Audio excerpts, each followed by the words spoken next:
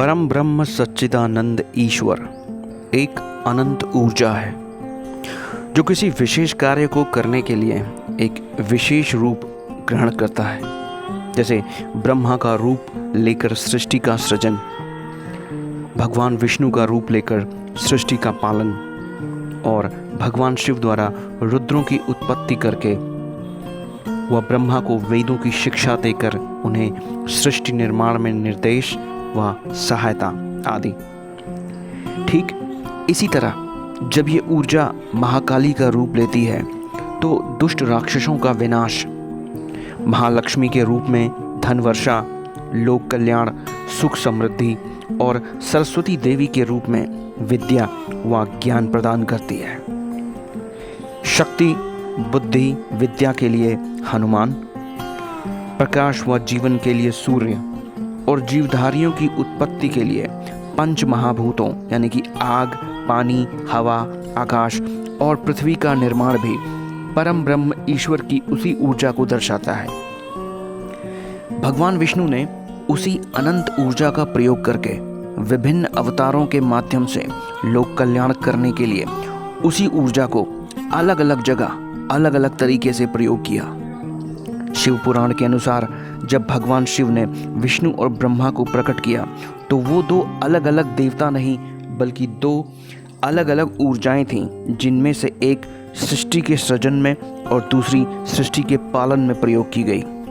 तो यहाँ आपने देखा कि ऊर्जा वही है पर काम अलग अलग है, इसलिए उन ऊर्जाओं की पहचान ब्रह्मा और विष्णु के रूप में की गई। और चूंकि ऊर्जा में असीमित शक्ति है तो उससे कुछ भी किया जा सकता है जो भी इसे धारण करता है। इस ऊर्जा द्वारा किए गए लोक कल्याणी कार्यों को करने वाले देवता कहलाए और उस ऊर्जा का दुरुपयोग करके जीवधारियों को कष्ट देने वाले राक्षस कहलाए।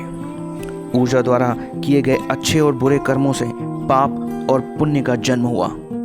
अच्छे कर्म यानी कि लोक कल्याण, जीवधारियों को कष्ट न पहुंचाना, दया, क्षमा, संयमित जीवन, जो कि परम ब्रह्म ईश्वर की दृष्टि में एक श्रेष्ठ व्यक्ति के लक्षण है। जो पुण्यात्मा है, ऐसे व्यक्ति को उसके कर्मों के फल देने के लिए सौभाग्य का निर्माण हुआ, स्वर्ग आदि लोगों की उत्पत्ति हुई। इसी तरह बुरे कर्म अर्थात लोगों को कष्ट देना, झूठ बोलना, उन्हें ठगना, अत्याचार, क्रोध करना, अनैतिक आचरण, मनमानी आदि करने वालों को असुर, राक्षस या दानव कहा गया, जिनके कर्मों का फल उन्हें देने के लिए दुर्भाग्य और नरक के सिद्धांत प्रकाश में आए। गरुड़ पुराण में तो न जाने कितने प्रकार के नरकों का वर्णन है, जहां एक विशेष प्रकार के अपराध के लिए एक विशेष दंड विधान है। तो इस बात से हमें यह पता चलता है कि संसार के प्रत्येक जीवधारी में वही अनंत ऊर्जा है। बस उस ऊर्जा को वो कैसे प्रयोग करता है वो उस जीवधारी के विवेक पर निर्भर करता है। तो ये पूरा संसार और उसमें रह रहे जीवधारियों के साथ हो रही घटनाएं उनके बुद्धि विवेक द्वारा प्रयोग किए जाने वाली ऊर्जा के कारण ही है। इसका उदाहरण मैं इस प्रकार देता हूं कि आप लोगों ने बिजली जो कि हमारे घरों में यूज़ की जाती है और अलग अलग इलेक्ट्रॉनिक डिवाइसेस उस बिजली से चलते हैं, जैसे कि cooler, AC, refrigerator, television, fans.